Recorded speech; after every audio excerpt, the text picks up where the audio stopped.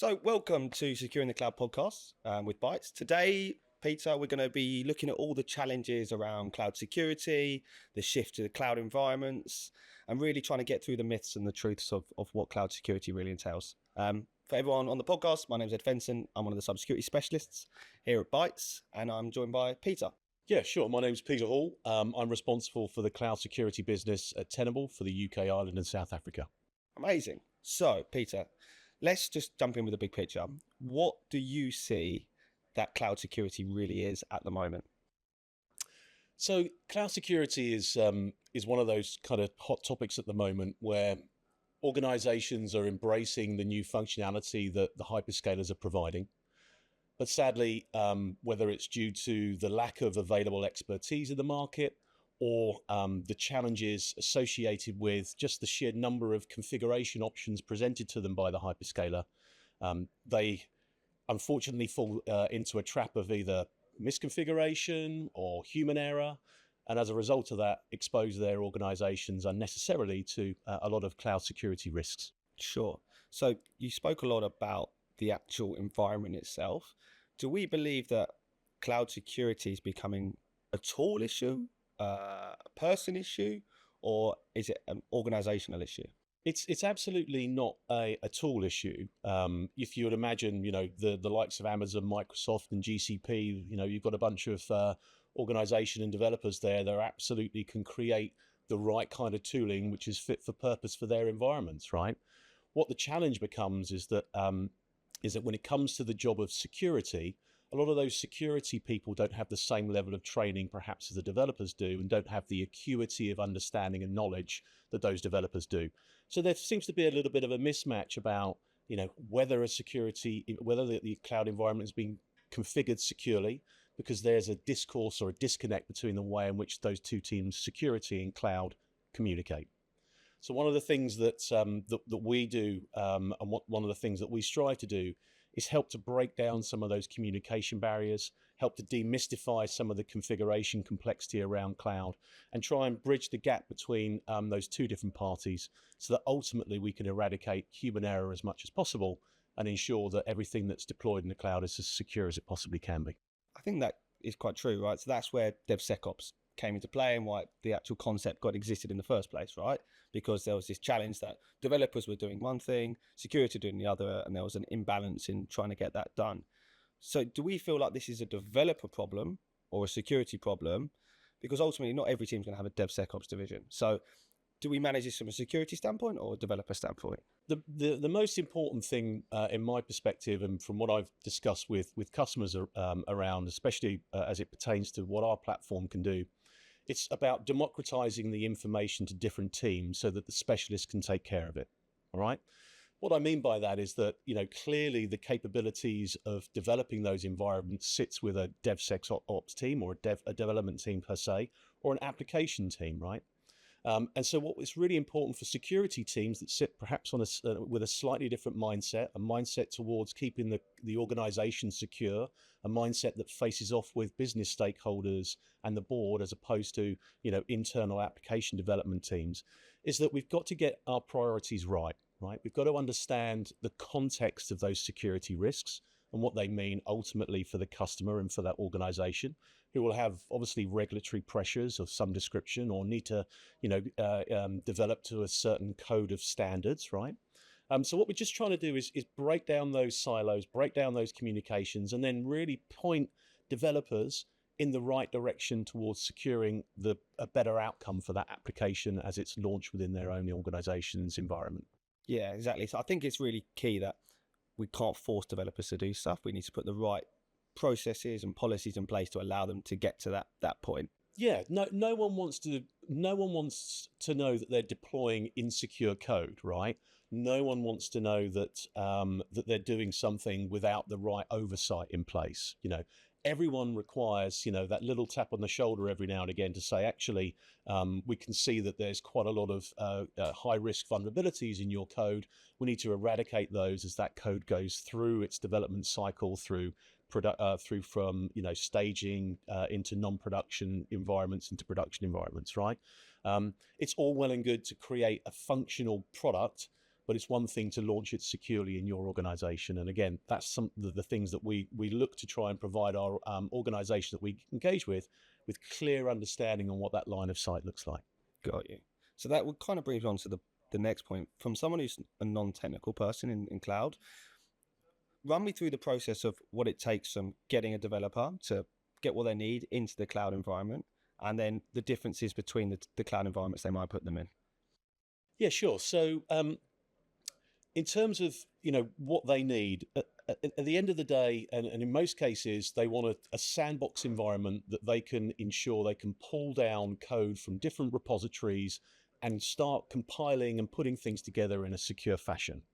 They may take templates from existing infrastructure builds that the companies already use or that have been validated to use with their environment.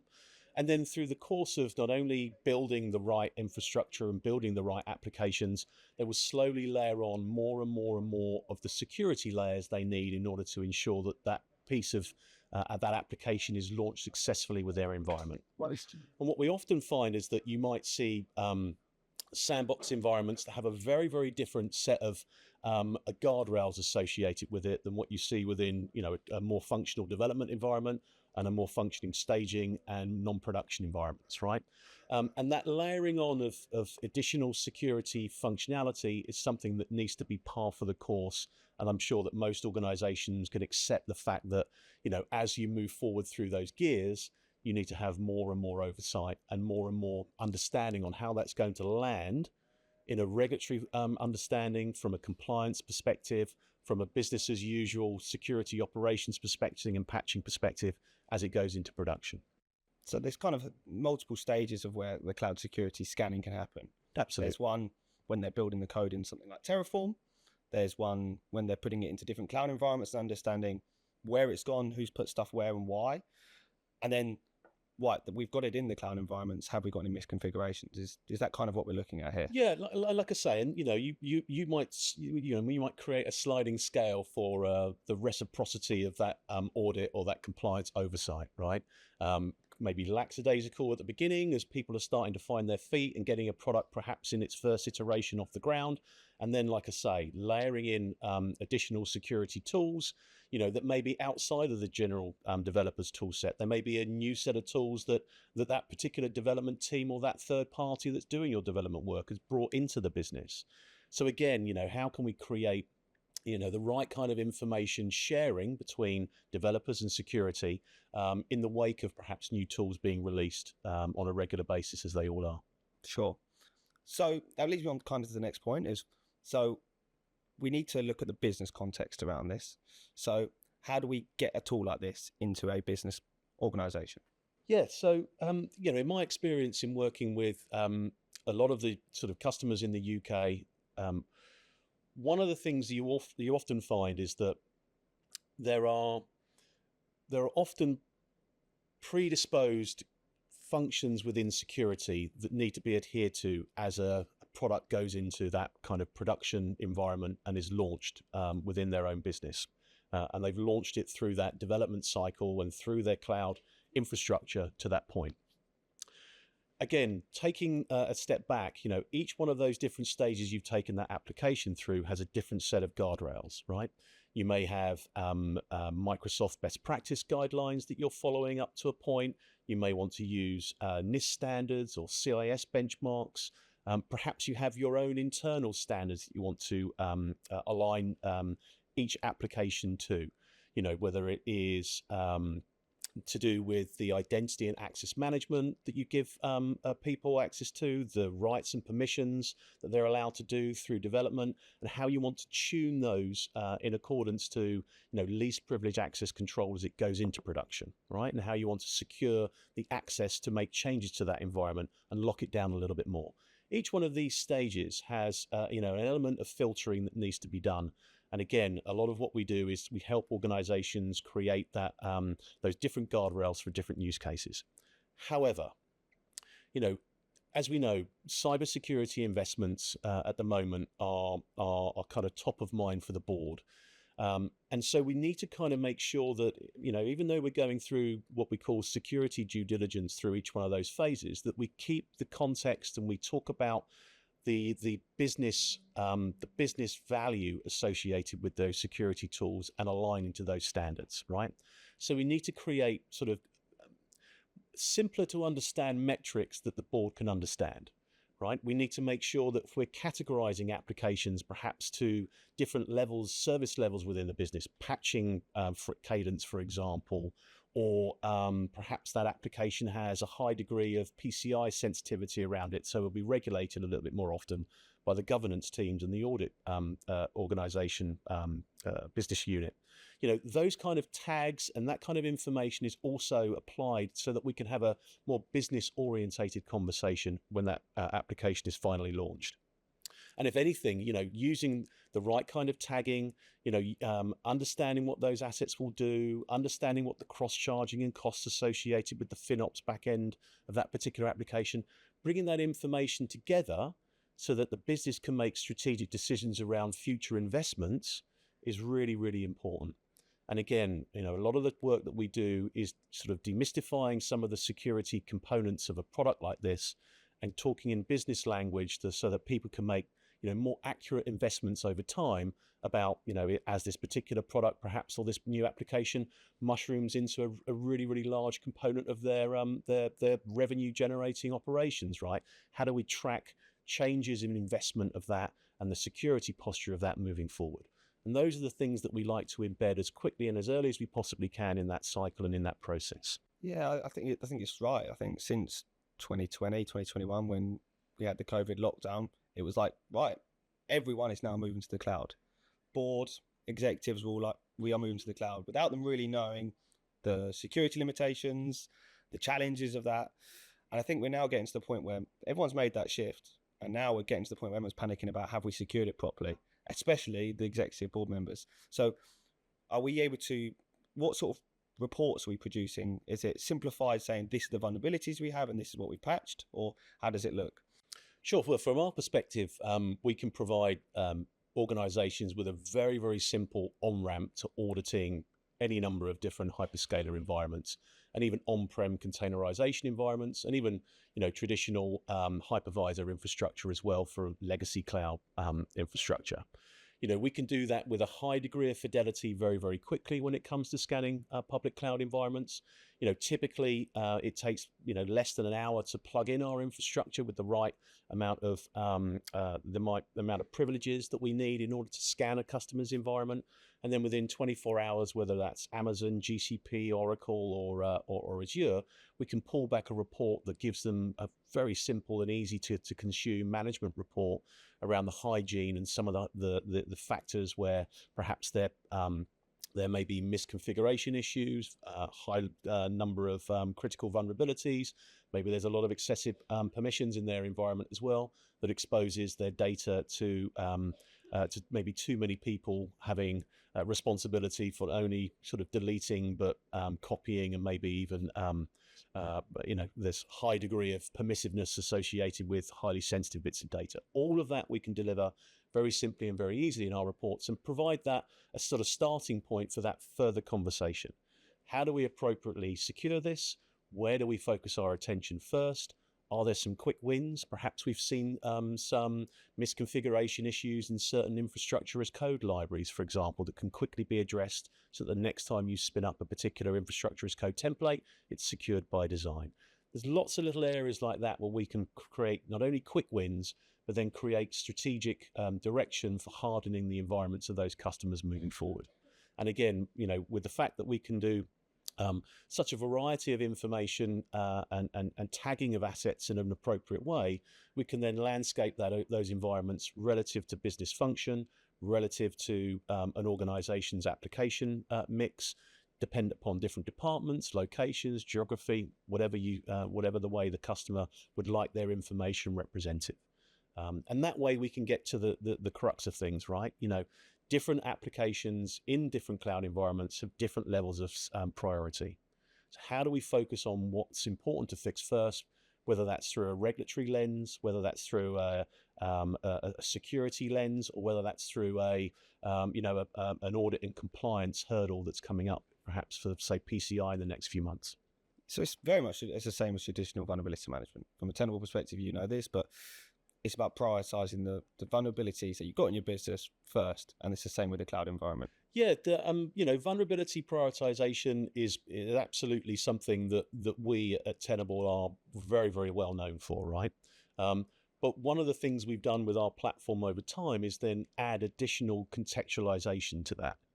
Like I say, what we mean by that is that, if you have an asset that is exposed to a wide range of IPs on the, through your cloud environment, that is, has a lot of critical vulnerabilities on it, that has high privileges associated with that vulnerability, responsible for that asset, and that asset itself has access to a lot of sensitive data, that raises the priority of the contextualization element of that vulnerability, right? That is one of the things you need to go and potentially patch first or fix first. And I say fix for a number of reasons. There are multiple ways to address the risks of that. You can address it by perhaps, removing some of the wide access to, all IPs on the internet. You can perhaps put some form of other filtering solution around that. Perhaps you have a firewall, perhaps with some advanced IP features and IP reputation features. Again, feed that particular asset behind that firewall. Perhaps you can configure that to a least privilege policy for that excessive permission. Again, not taking any functionality away, but remove some of the standing permissions on it. And then perhaps you can look at the way in which their access to data is being configured and deploy very quick least privilege access control policy to those secure data resources. There are a number of ways to go through those prioritizations. The contextualization and our platform allows people to do that. And again, you can use different resources within your organization to deal with those risks slightly differently. One of it might be going to the networking team. One of it might be going down to the storage team. One of it may be just to the patching team and vulnerability management of that application in that development group.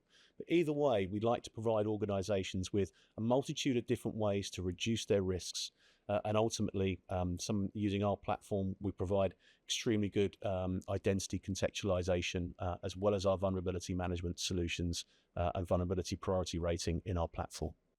So it sounds like a lot of it is around making sure that the right people have the right access to the right things at the right time, and not allowing someone to have too much access. I think that's common when I speak to customers is we don't have visibility of what our developers are doing. We're worried about our developers spinning workloads up that we don't know about. That's a big challenge.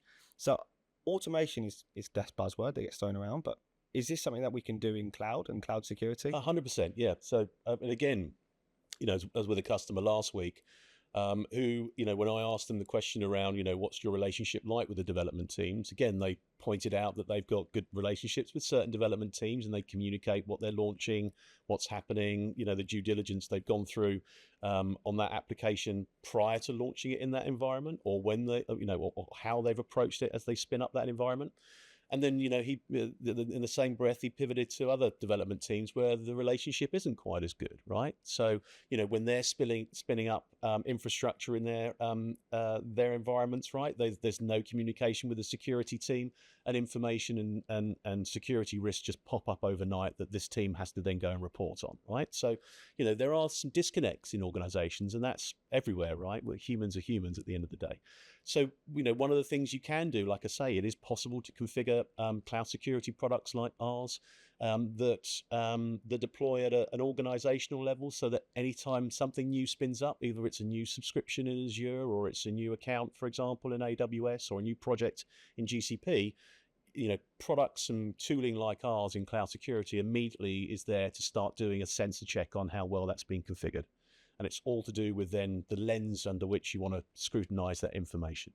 Just on vulnerabilities and identity to provide that context, vulnerabilities, identity, network posture, and data security posture to really enrich that information for security teams. Yeah, I mean, it's kind of the key point that I keep thinking is you don't want to limit your developers too much, because that's the reason they're uncomfortable in including security tools in their pipeline.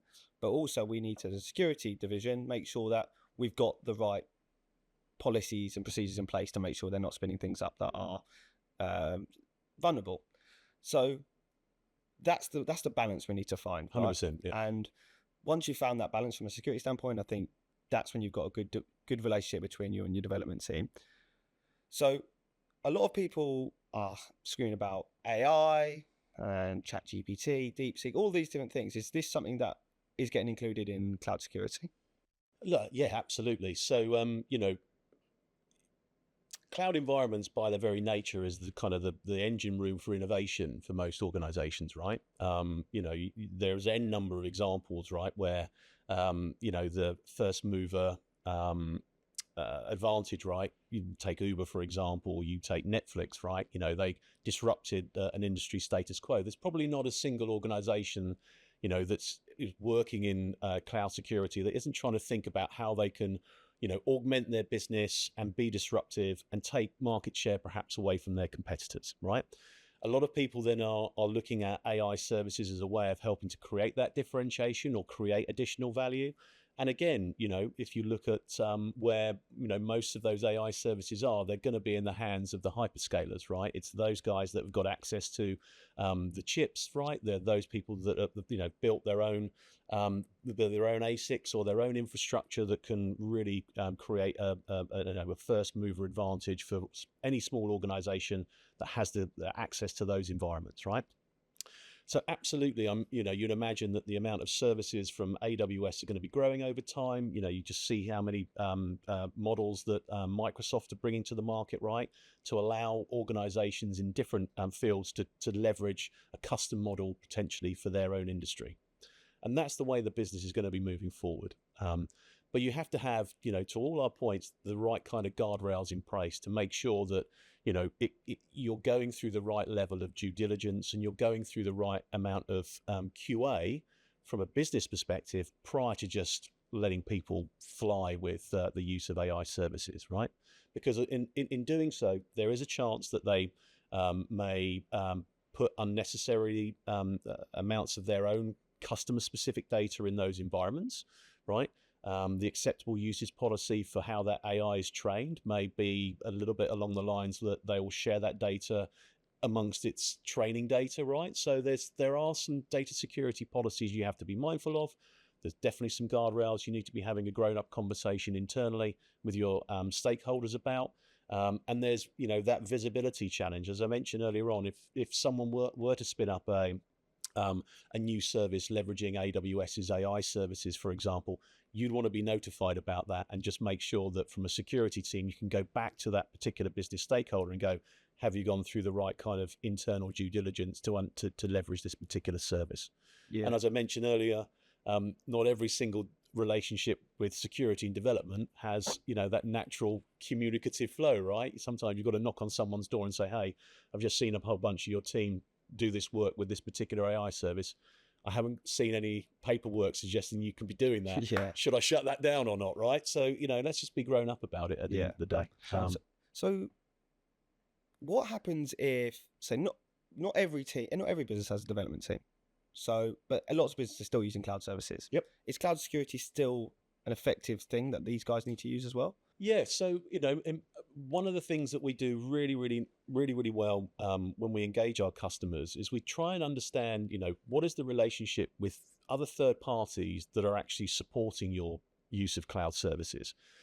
Whether it's, services from partners like Bytes that are helping them along that particular journey, and whether it's securing it or unlocking certain services like Copilot in Azure, as I'm sure you guys have been doing of late.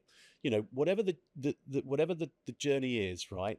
There's sometimes, if it's not their own internal team, there'll be a trusted third party or a third party that they're using. Again, with identity being the kind of new perimeter, one of the things that we do really nicely is we check in and we understand and we provide very clear information about what those third parties have access to, specifically to help ensure that organizations aren't giving away too much access to a third party, which could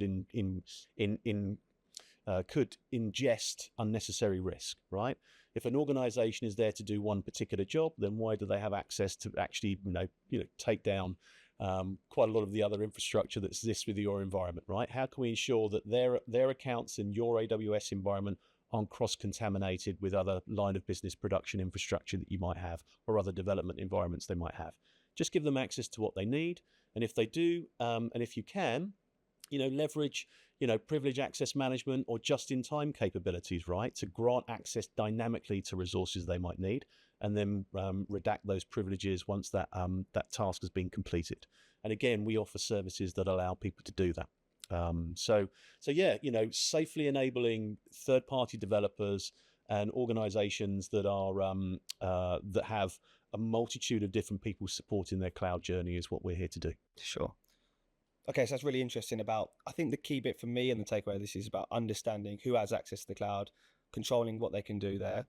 And that's really key. So even for a business starting up, for me, I've taken away from this conversation that identity and access is really, really important from a cloud security perspective. For you, what would be one thing that you could take the listeners could take away from this? What would you say that is? Yeah, so look, every single organization is growing up in terms of their usage of cloud, right? AI services launched by hyperscalers are going to come thick and fast, and your organization is going to want to embrace those elements in their business to be disruptive in their market, right? That's going to be the status quo now for a considerable length of time. We at Tenable are here to help you safely enable that journey, whether it's leveraging cloud security capabilities that we have to ensure an identity-focused approach, right, to ensure that you're not unnecessarily giving access to AI services, perhaps without doing the right kind of due diligence. Whether that's leveraging some of our other capabilities from our portfolio to look at the other AI tools that people are deploying on their workstations as well. We have a whole way of securing that approach that I'm sure customers and prospects will understand and like and see value in. However, you have to balance, as you mentioned earlier on, you have to balance that with an approach to risk, right? An approach to measuring risk that is a business context. One of the popular things that we've seen over the years is that organizations primarily have suffered from cloud-related breaches due to human error, right, or misconfiguration error born out of either the lack of understanding, the lack of knowledge, or the lack of control oversight. We want to make that conversation you're having with the board a lot easier to have from a security perspective, right? We want to demystify some of the components and really focus on, drilling into what is it that organization is trying to achieve by embracing the cloud?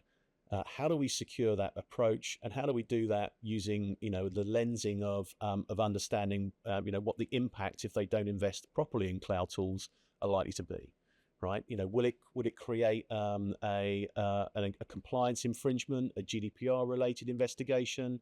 What are the things we're trying to avoid? And how do we, in the context of a broad application space that, organizations typically have, how do we make sure you put your investments in the right place?